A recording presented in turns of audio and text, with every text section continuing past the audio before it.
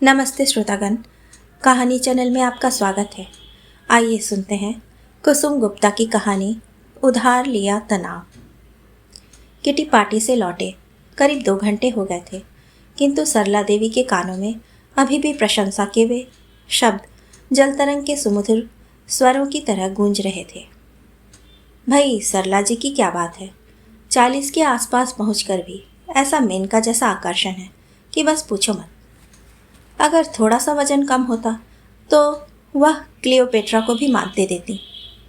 श्रीमती दस्तूर ने उनकी बगल में चुटकी काटते हुए कहा था।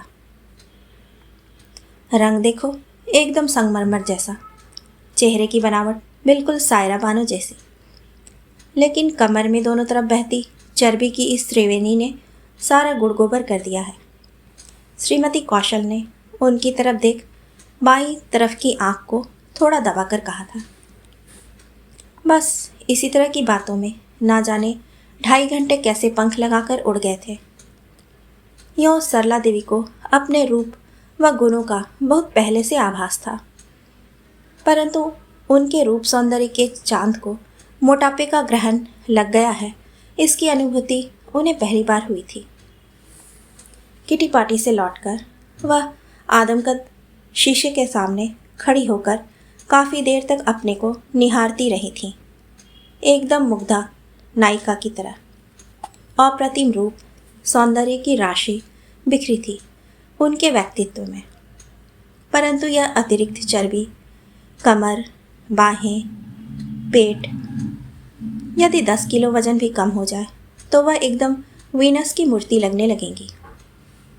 हाय माँ, आज तो बड़ी सुंदर लग रही हो, सरला देवी की एकमात्र 15 वर्षीय बिटिया मंजू ने आकर उन्हें निहारते हुए कहा। फिर शीघ्र ही वह बोली, माँ आप तो ओवरवेट होती जा रही हैं, थोड़ा पतला होने की कोशिश कीजिए ना, वरना। बेटी ठीक कह रही थी, उनकी चौड़ाई बढ़ती जा रही थी। नहीं, यह फैलाव, चर्बी का सैलाब रोकना ही पड़ेगा। यही सोचते हुए उन्होंने मंजू के बालों पर प्यार से हाथ फेरा और बोली, ठीक है राजा बेटे, तुम अपने कमरे में जाकर पढ़ो। कपड़े बदलकर सरला देवी ने शाम को आई महिलाओं की एक पत्रिका को उठाया और उसके पन्ने पलटने लगी। पूरा का पूरा अंक स्वास्थ्य पर था। उनकी दृष्टि सहसा एक लेख पर गई। लेख का शीर्षक था, सौंदर्य का शत्रु मोटापा कम करने के उपाय। सरला देवी बड़े मनोयोग से इस लेख को पढ़ने लगी। मोटापा हृदय रोग को बढ़ाता है और मोटे व्यक्ति की अपेक्षा पतला व्यक्ति ज़्यादा दिन जीवित रहता है। यह पढ़कर तो वह कांप सी गई। फिर उन्होंने पढ़े मोटापा कम करने के उपाय।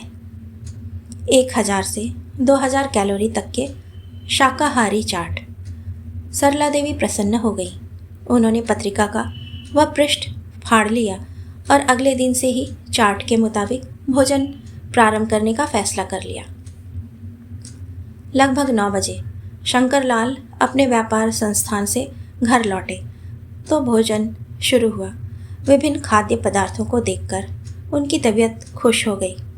3-4 सब्जियां, गोभी आलू के भरवा पराठे, खाने के बाद गाजर का हलवा और फ्रूट क्रीम।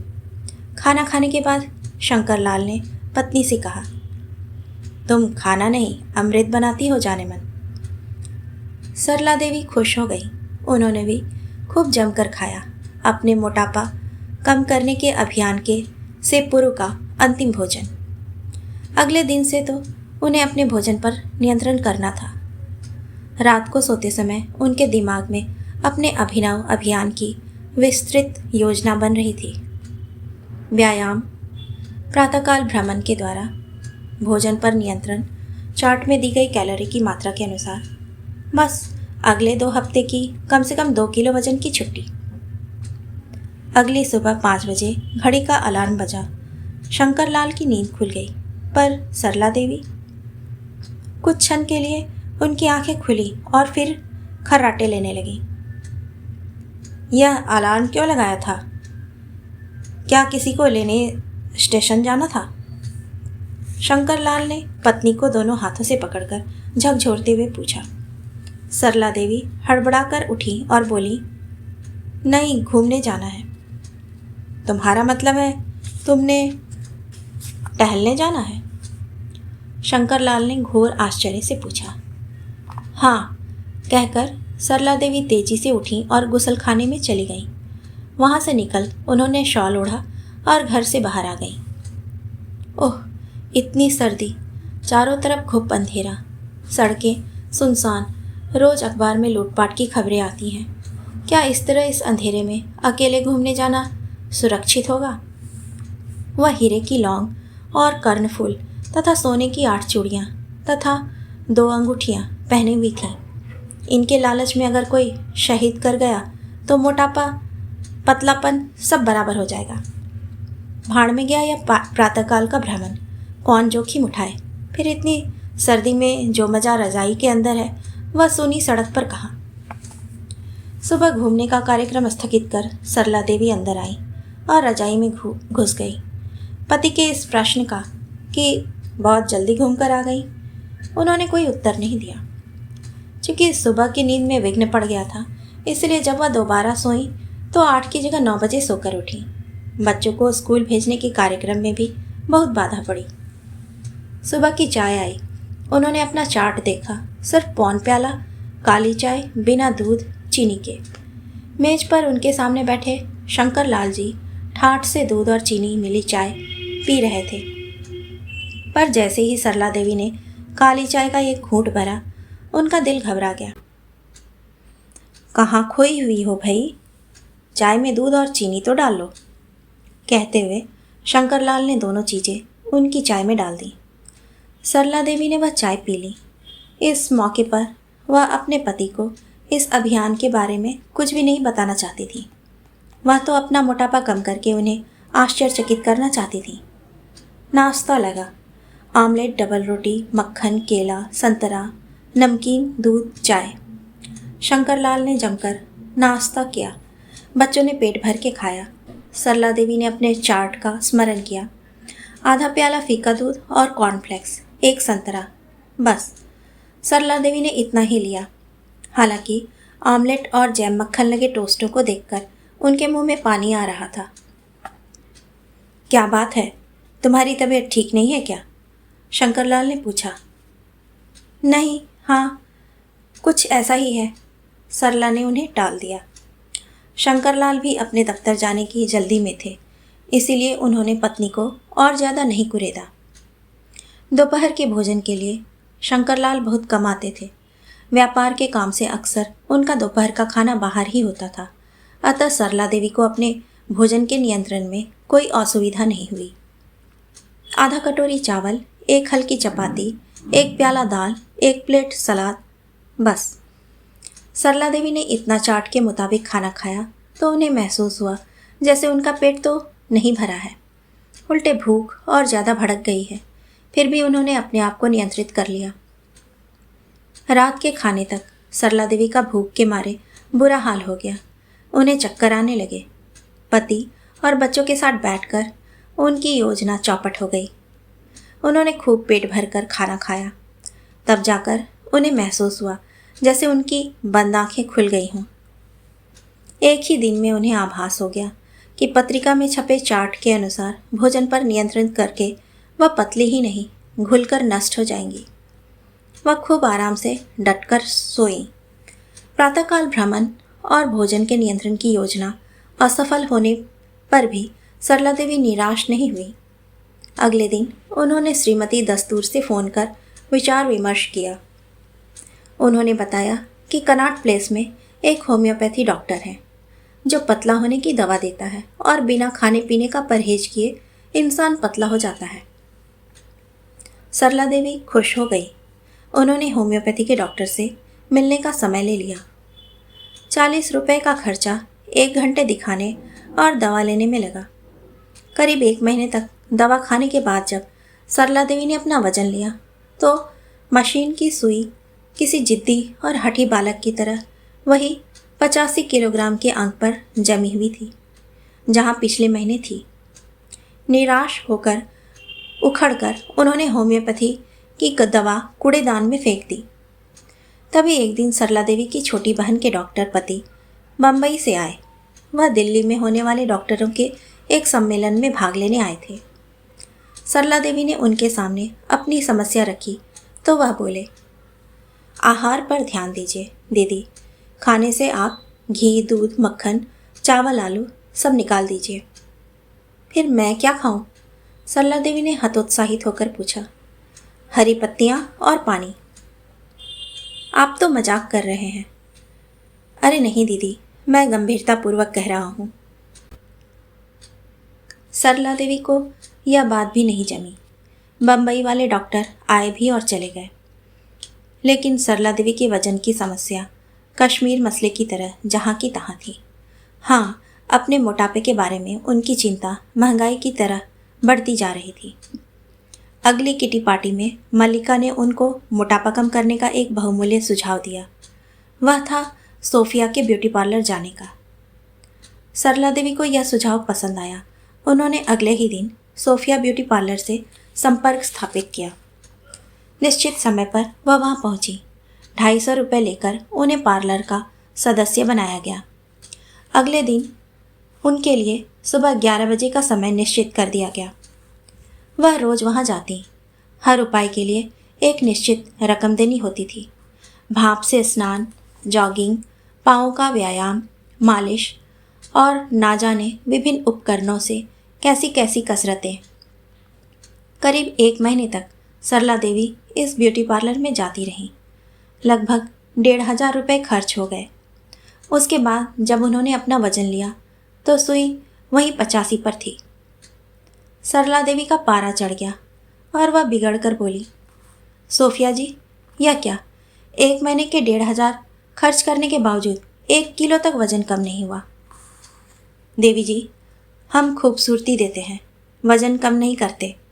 पर मैं तो जरा शीशे में देखिए, क्या रूप निखर आया है आपका। निगाहें फिसलती हैं आपके। रंग रुक गया भाड़ में, वजन तो जहाँ का तहाँ है। निराश और परेशान सरला देवी घर लौट आई। उन्हें लगने लगा था कि यह कमबख्त वजन उनसे ऐसा चिपका है जैसे व्यापारी से आयकर अधिकारी। आसानी से इससे पीछा नहीं छूटने का। तभी उन्होंने अपने एक पूर्व निर्णय को क्रियान्वित कर दिया। सारे जेवर उतारकर सुबह की सैर शुरू कर दी। पर 2 दिन टहलने के बाद उन्हें इतने जोर का जुकाम हुआ कि 3 दिन तक बिस्तर में लेटना पड़ा और 4 दिन तक डॉक्टर की दवा खानी पड़ी। इस मोर्चे पर भी असफल रहने के बाद सरला देवी ने लगभग हथियार डाल ही दिए थे कि भला हो उस टेलीविज़न का कि डूबते को तिनके का सहारा मिल गया। उस दिन बुधवार था और सरला देवी अपने दोनों बच्चों के साथ चित्रहार देखने के लिए बैठी थी। समाचार समाप्त हुआ और ब्रह्मचारी जी प्रकट हुए। योगाभ्यास कार्यक्रम शुरू हुआ। विभिन्न आसनों का प्रदर्शन देख मंजू अनायास बोली, माँ, आप योगा क्यों नहीं करती? मैं देख रही हूँ इधर आप काफ़ी गोल होती जा रही हैं। बेटी की बात सुनकर सरला देवी लाज से जमीन में गड़ गई। फिर वह संभल कर बोली, बेटे, मेरा वजन बढ़ा तो नहीं है? कितना है माँ? 85 किलो। 85 किलो? ओह, इतना ज़्यादा? कहती हुई मंजू बेहोश होने का नाटक कर माँ पर गिर गई। संयोगवश उस दिन ब्रह्मचारी मोटापा कम करने के लिए कुछ आसन बता रहे थे। सरला देवी और मंजू दोनों उस कार्यक्रम को बड़े गौर से सुन रहे थे। उनमें 2 आसन बड़े सरल से नजर आए। अगले दिन सुबह सरला देवी ने उन दोनों आसनों का अभ्यास करना शुरू किया। जैसे ही उन्होंने उल्टे होकर दोनों हाथों पर अपने संपूर्ण शरीर का भार छोड़ा, कड़ाक से कुछ चटका और वह पीड़ा से दोहरी हो गई। सरला देवी की कलाई की हड्डी चटक गई थी। उन्हें अस्पताल ले जाना पड़ा। सीधे हाथ पर 6 हफ्ते के लिए प्लास्टर चढ़ गया। अस्पताल से लौटने पर शंकर लाल ने सरला देवी से पूछा, आखिर यह चक्कर क्या है? पिछले कई महीनों से तुम ना जाने किस उठापटक में लगी हुई हो। सरला देवी क्या बोलती।